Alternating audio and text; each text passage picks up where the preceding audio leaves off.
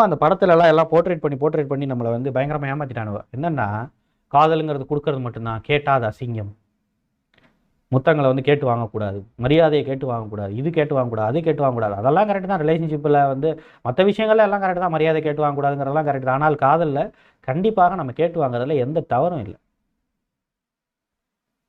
கிடைக்கலன்னா கேட்க தானே செய்ய வேண்டியது இருக்குது.